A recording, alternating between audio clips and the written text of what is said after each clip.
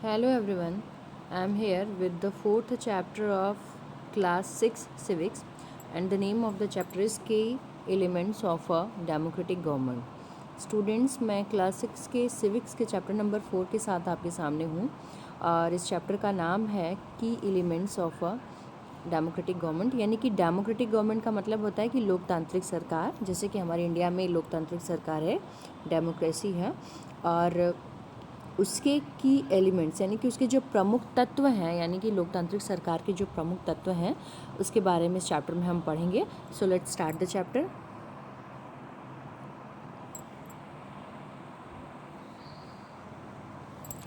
South Africa is a country that has people of several races. South Africa एक ऐसा देश है जहाँ पे अलग अलग रेसेस यानी कि अलग अलग समुदाय से रिलेटेड लोग रहते हैं। There are black people who belong to South Africa. यहाँ पे ब्लैक पीपल जो हैं यानी कि जिनके स्किन का कलर ब्लैक है वो साउथ अफ्रीका से बिलोंग करते हैं। Whites who came there to settle. और यहाँ पे जो वाइट स्किन के लोग पाए जाते हैं वो बाहर से आए हैं, यहाँ सेटल हुए हैं। And Indians who became as labourers and traders. और यहाँ पे जो इंडियंस हैं वो या तो ट्रेडर हैं या लेबरर हैं। Maya Naidu, an 11-year-old South African girl living in the town of Johannesburg, was helping her mother clear up her old boxes. माया नायडू नाम की एक 11 ईयर ओल्ड एक लड़की है जो कि साउथ अफ्रीका के जोहानसबर्ग टाउन में रहती है और वो अपनी मदर की हेल्प कर रही है ओल्ड बॉक्सेस को साफ़ करने में। She found a scrap book. उसको एक स्क्रैप बुक मिलता है full of pictures and newspaper articles, जिसमें कि ढेर सारे न्यूज़पेपर आर्टिकल्स से के पिक्चर्स चिपकाए गए हैं। There were many pictures of a young school boy of around 15 years of age. वहाँ पे एक 15 ईयर्स के स्कूल बॉय की ढेर सारी पिक्चर हैं। When she asked her mother who the boy was.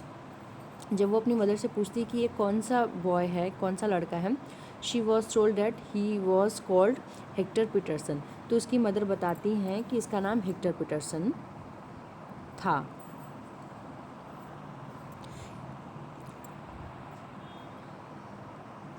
He had been shot by the police. और उसको पुलिस के द्वारा मार दिया गया था। Maya was shocked why she asked. Maya shock हो जाती है कि ऐसा क्यों हुआ। Her mother explain that South Africa was earlier govern by apartheid laws. Apartheid का मतलब होता है रंग भेद नीति, यानी कि स्किन के कलर के आधार पे एक दूसरे से भेदभाव करना, ये अपार्थीड कहलाता है। तो उसकी मदर ने बताया कि पहले स्टार्टिंग में साउथ अफ्रीका में अपार्थीड लॉ था। Apartheid means separation of the basis of race. Apartheid का मतलब होता है कि आपकी रेस के आधार पर भेदभाव करना। South African people were divide into whites, black, Indian and coloured races. तो जो साउथ अफ्रीका में जो लोग रहते थे वो वाइट, ब्लैक, इंडियन और कलर्ड रेसेस में डिवाइड थे। अकॉर्डिंग टू द लॉ के अनुसार these races were not allowed to mingle with each other. Mingle means एक साथ रहना। तो एक उस समय जो लॉ था उसके अनुसार ये नियम था कि ये सारे अलग अलग जो प्रजातियाँ हैं या जातियां हैं वो एक साथ नहीं रह सकती। To live near each other your even to use common facility. वो एक दूसरे के साथ नहीं रह सकती और कॉमन फैसिलिटी को इस्तेमाल नहीं कर सकती। Maya could not believe her ears. Maya को अपने कानों पर विश्वास नहीं हो रहा था। Maya's mother sounded angry when she spoke about life under apartheid.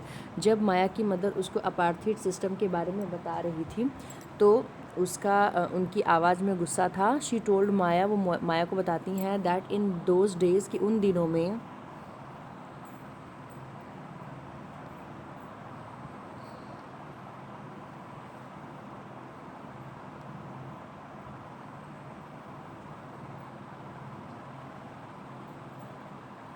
Hospitals were separated and so were ambulance. उन दिनों में हॉस्पिटल और एम्बुलेंस सब अलग अलग होते थे। N ambulance meant for white people would always be well equipped while one meant for black people was not. वो एम्बुलेंस जो वाइट लोगों को लेके जाता था वो उसमें सारी सुविधाएं होती थी, लेकिन जो ब्लैक पीपल्स के लिए एम्बुलेंस थे उसमें कुछ सुविधा नहीं थी। There were separate trains and buses. सबके लिए अलग अलग ट्रेन और बसेस थी। Even the bus stop were different from black and white people. यहाँ तक कि बस स्टॉप भी ब्लैक और वाइट पीपल के लिए अलग अलग थी। Non whites were not allowed to vote. जो नॉन वाइट्स थे उनको वोट देने का अधिकार नहीं था। The best land in the country was reserve for the white people. Country के सबसे अच्छे जो ज़मीन होती थी वो वाइट पीपल्स के लिए होती थी। And non whites had to live on the worst available land. और जो नॉन वाइट होते थे उनको सबसे ख़राब ज़मीन मिलती थी। Thus blacks and coloured people were not consider to be equal to whites. जो ब्लैक स्किन के लोग थे और कलर्ड स्किन के लोग थे उनको वाइट्स के इक्वल नहीं माना जाता था। One black township was the south western township Soweto. एक ब्लैक लोगों के लिए जो टाउन था वो सोवेटो था। हेक्टर पीटरसन लिव्ड हेयर, वहीं पे हेक्टर पीटरसन रहता था। And he and his classmate joined the protest again learning the Afrikaans language in school. चूँकि वो और उसके जो दोस्त थे या क्लासमेट्स थे वो अफ्रीकान्स लैंग्वेज सीखना मतलब जो चूँकि स्कूल में उस समय अफ्रीकान्स लैंग्वेज सिखाने पे जोर दिया जाता था उसके खिलाफ थे। This was the language that the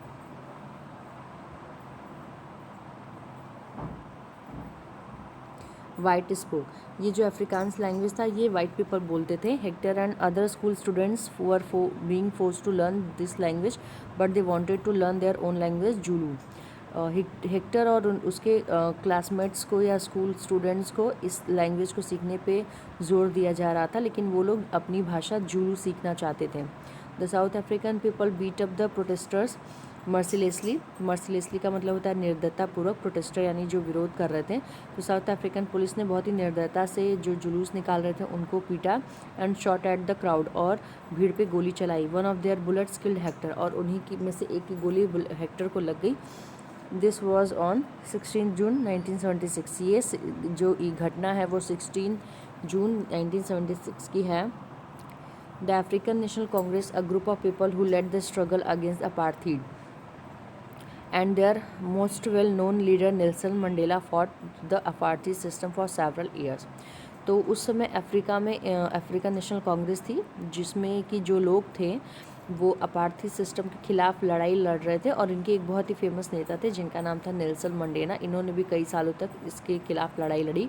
finally they succeeded and in 1994 South Africa become a democratic country in which people of all races were equal considered equal. और फाइनली 1994 में इनको जीत मिली और साउथ अफ्रीका में डेमोक्रेटिक कंट्री हो गई। और यहाँ के सारे रेसेस के लोगों को, सारी जातियों या प्रजातियों के लोगों को इक्वल माना गया।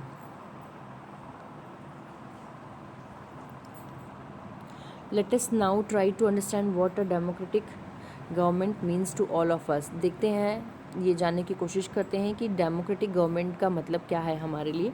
पार्टिसिपेशन यानी भागीदारी। Why do we have regular election, क्यों हमारे यहाँ रेगुलर इलेक्शन होता है। You have already read in the previous chapter that people make the decision in a democracy. आपने प्रीवियस चैप्टर में पढ़ा है कि डेमोक्रेसी में जो पीपल होते हैं वो डिसीजन लेते हैं। Through voting in elections people elect leader to represent them. और इलेक्शन के थ्रू, वोटिंग के थ्रू वो अपने लीडर को चूज़ करते हैं। These representatives take decision on behalf of the people. और यही चुने हुए प्रतिनिधि लोगों के बिहाफ पे डिसीजन लेते हैं। In doing so it is assume that they will keep in mind the voices and interest of the people. ऐसा हम समझते हैं या पीपल समझते हैं कि ये वो लोगों के हित को अपने ध्यान में रखेंगे। All governments are elected for fixed period. जितने भी गवर्नमेंट होते हैं वो एक फ़िक्स पीरियड के लिए ही इलेक्ट होते हैं। In India this period is 5 year. India में ये जो पीरियड है वो 5 ईयर का है। Once elected governments can stay in power only for that period. अगर एक बार कोई गवर्नमेंट चूज़ हो जाती है तो वो उतने ही टाइम के लिए पावर में रहेगी। If they want to continue to be power then they have to be re elected by the people. अगर वो वापस से पावर में रहना चाहते हैं तो उनको लोगों द्वारा फिर से चुना जाना होगा। This is a moment when people can sense their power in a democracy. और इसी समय लोगों को डेमोक्रेसी में अपने पावर का एहसास होता है। In this way the power of the government gets limited by regular election. और इसी प्रकार रेगुलर इलेक्शन के थ्रू जो गवर्नमेंट का पावर है उसको लिमिट में लाया जाता है।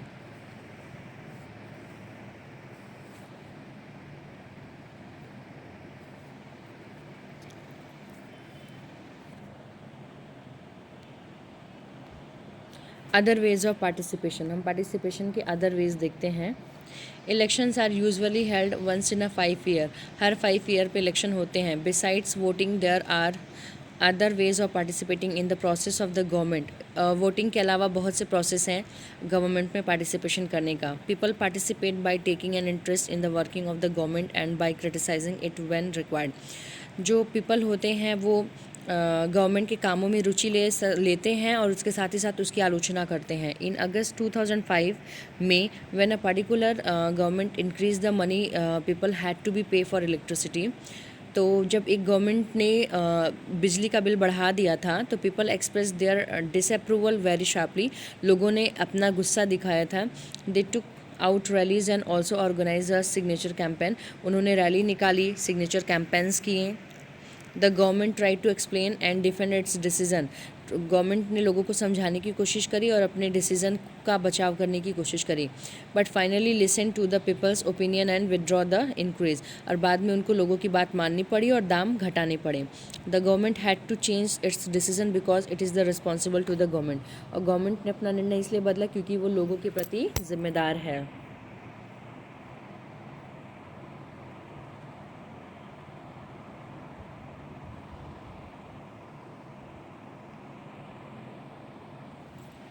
There are many ways in which people express their views and make government understand what action they should take. बहुत से ऐसे रास्ते हैं जिससे लोग गवर्नमेंट के कामों को समझ सकते हैं और अपनी भागीदारिता कर सकते हैं। These include धरना, जिसमें कि धरना है, रैली है, स्ट्राइक है, signature campaign etcetera. Things that are unfair and unjust are also brought forward. अगर कोई कुछ बातें हैं जो अनफेयर हैं, अनजस्ट हैं, तो उसको भी सामने लाया जा सकता है न्यूज़पेपर के थ्रू, मैगजीन के through. And TV also play a role in a discussing government issue and responsibility. और टीवी इन सब के थ्रू गवर्नमेंट के बारे में डिस्कशन होता है और उनकी क्या रिस्पॉन्सिबिलिटी है, इससे रिलेटेड इशू पे बातें होती हैं। While it is true that a democracy allows people to participate, it is also true that not all sections of people are actually able to do so. क्योंकि ये बात सही है कि डेमोक्रेसी में सारे लोगों को पार्टिसिपेशन करना अलाउ है, लेकिन हर सेक्शन के लोग पार्टिसिपेट नहीं कर पाते हैं। Another way for people to participate is buying organising themselves in a social movement and that seek to challenge the government and its function. बहुत से और इस तरह की सिचुएशन में जहाँ पे लोगों को अपनी भागीदारिता करने का मौका नहीं मिलता, वहाँ पे वो अपने आप को ऑर्गेनाइज करते हैं, सोशल मूवमेंट करते हैं और गवर्नमेंट को चैलेंज करते हैं। Members of the minority community के members, Dalit, Adivasi, women and other are often able to participate in this manner. ये सारे लोग इसी तरीके से जुलूस निकाल करके, मूवमेंट करके अपनी बातों को बताते हैं।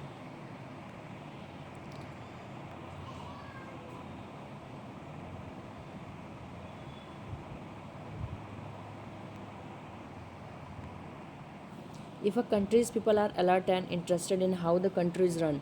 अगर किसी देश के लोग अलर्ट हैं, सचेत हैं और उसके साथ ही साथ कि किस तरह हमारे देश में काम हो रहा है, the democratic character of the government of that country will be stronger.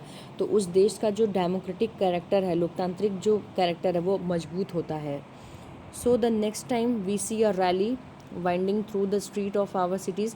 और तब अगर हम नेक्स्ट टाइम अगर कोई रैली देखें जो हमारे स्ट्रीट से जा रहा है और हमारे शहर या टाउन से जा रहा है या विलेज से जा रहा है, तो we should pause to find out what the rally is about. तो हमें ये जानने की ज़रूर कोशिश करनी चाहिए कि रैली क्यों निकाली जा रही है, what is the who is participating in it, कौन किन लोगों ने इसमें भाग लिया है, and what they are protesting about, क्यों वो विरोध कर रहे हैं।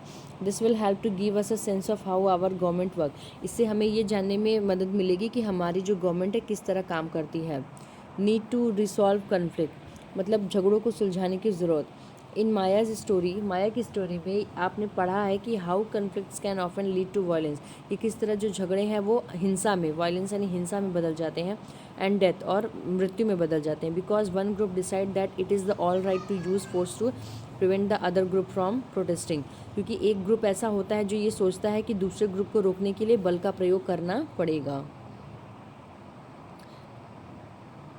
Conflicts occur when people of different culture, religion, religious or economic background do not get along with each other, or when some among them feel they are being discriminated against.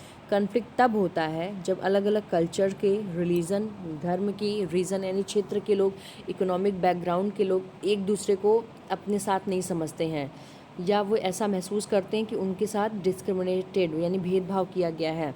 People may use violent means to settle their differences. तो ऐसे लोग हिंसा का सहारा लेते हैं अपने आप को सेटल करने का। This led to fear and tension among other living in an area, जिसकी वजह से डर और टेंशन यानी चिंता फैल जाती है पर्टिकुलर एरिया में, वहाँ के रहने वाले लोगों के बीच में। The government is responsible for helping to resolve conflict. तो गवर्नमेंट इसमें मदद करती है इस तरह के कन्फ्लिक्ट को रिसॉल्व करने में। Let's read about some of the conflict in our society and the role of the government in resolving them. कुछ हम एग्जाम्पल देखते हैं कि किस तरह के कन्फ्लिक्ट सोसाइटी में हुए और गवर्नमेंट ने उसको सुलझाया है।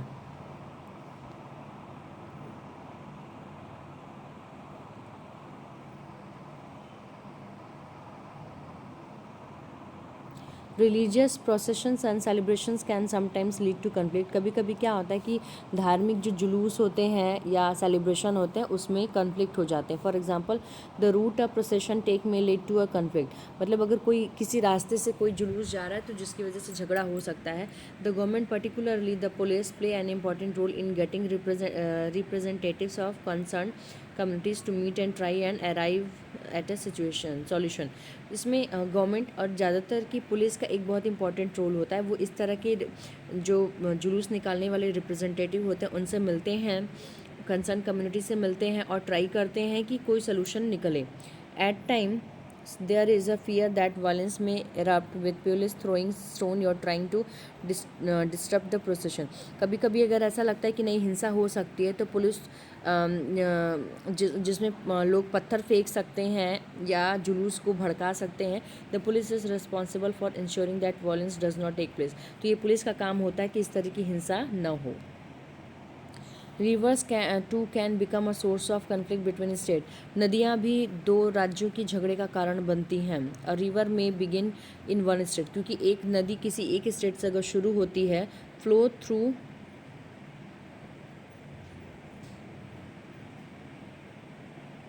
Another and end in a third, तो वो दूसरे राज्य में बहती है और वो तीसरे राज्य में जा कर के ख़त्म होती है। The sharing of river water between different state that the river goes through in becoming an issue of conflict. तो कभी कभी नदी के पानी के बंटवारे पर भी झगड़ा होता है। For example you may have heard about the Kaveri water dispute between Karnataka and Tamil Nadu. आपने कावेरी नदी के पानी के से रिलेटेड झगड़े को सुना होगा कर्नाटका स्टेट और तमिलनाडु स्टेट के बीच। The water stored in Krishna Raja Sagara dam in Karnataka is use for irrigation a number of district and for meeting the needs of the city of Bengaluru. तो कर्नाटका में जो कावेरी नदी के ऊपर बांध है जिसका नाम है कृष्णा राजा सागर डैम यानी बांध, तो इस बांध से वहाँ पे सिंचाई का काम होता है, बहुत से ज़िलों में सिंचाई का काम होता है और बेंगलुरु शहर की जो ज़रूरतें हैं इसी नदी के पानी से, इसी बांध के पानी से पूरी होती हैं। The water stored in Mettur dam in Tamil Nadu is use for crops grown in the delta region of that state. और यही नदी जब तमिलनाडु में एंटर करती है तो उसके में मैटूर नाम का एक डैम बना हुआ है जिससे कि वहाँ के जो आसपास के डेल्टा रीजन के क्षेत्र हैं वहाँ पे सिंचाई होती है क्रॉप्स उगाने के लिए। A conflict arises because both dam are on the same river. झगड़ा इसलिए होता है क्योंकि दोनों बांध एक ही नदी पर हैं। The down stream dam in Tamil Nadu can only be filled up if water is release from the up stream on one located in Karnataka. तो चूँकि जो तमिलनाडु में जो डैम है वो नीचे बना हुआ है और कर्नाटका का डैम जो है वो ऊपर ऊंचाई पे बना है, तो तमिलनाडु को पानी तभी मिल सकता है जब कर्नाटका अपने डैम से पानी को रिलीज़ यानी छोड़े। Therefore both states can't get as much water as they need for people in their state. इसकी वजह से दोनों राज्यों को उतना पानी नहीं मिल पाता जितना कि उनके लोगों की ज़रूरतें पूरी करने के लिए चाहिए। दिस लीड्स टू कन्फ्लिक्ट, जिससे झगड़े की शुरुआत होती है। The central government has to step in and see that a fair distribution of worked out for both state. तो फिर इसमें सेंट्रल गवर्नमेंट को अपना इंटरफेयर करना पड़ता है और ये सुनिश्चित करना पड़ता है कि पानी का जो बंटवारा हो वो सही ढंग से हो, दोनों स्टेट्स को इक्वल पानी मिले।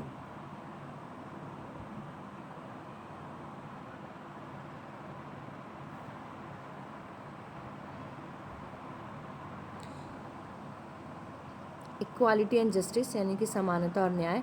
One of the key ideas of a democratic government is the it's commitment equality and justice. Democratic government का एक और महत्वपूर्ण तत्व ये है कि उसमें समानता और न्याय हो। इक्वालिटी एंड जस्टिस आज इनसेपरेबल, मतलब कि ये दोनों एक दूसरे से अलग नहीं हो सकते हैं। The earlier practice of untouchability is now band by law. पहले जो अनटचेबिलिटी यानी छुआछूत प्रचलित था वो अब कानून के द्वारा रोक दिया गया है। This group of people were denied education, क्योंकि इस ग्रुप के लोगों को शिक्षा से वंचित किया गया। डिनाइड यानी वंचित किया गया, ट्रांसपोर्ट से वंचित किया गया और मेडिकल फैसिलिटीज से वंचित किया गया, and even the change of offer prayers, और इसके साथ ही साथ अपने ईश्वर की पूजा करने से भी वंचित किया गया। Doctor Ambedkar whom you have read about earlier in this book, doctor Ambedkar जिनके बारे में आपने पढ़ा है इस बुक में, and many other like him, और उनकी तरह बहुत से अलग लोगों ने, बहुत से ज़्यादा लोगों ने realise that such practices must not continued, और उन्होंने ऐसा महसूस किया कि इस तरह के जो प्रैक्टिसेस हैं वो नहीं होने चाहिए, and that justice can only be achieved when people are treated equally, और न्याय तभी सबको मिलेगा जब सबके साथ एक समान व्यवहार किया जाएगा।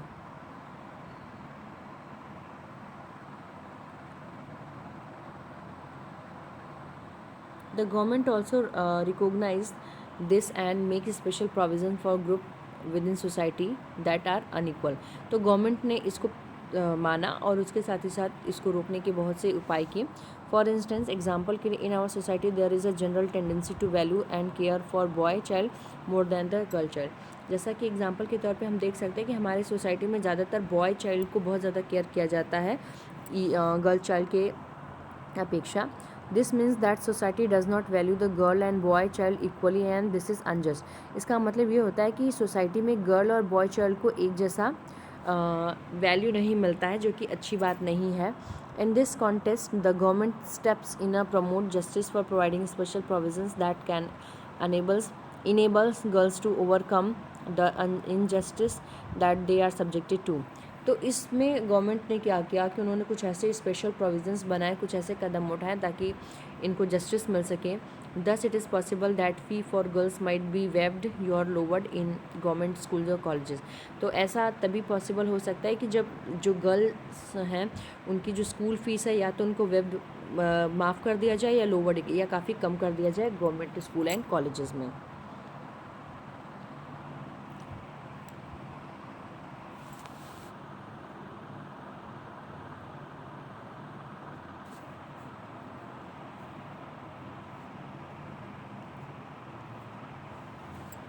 Thank you everyone.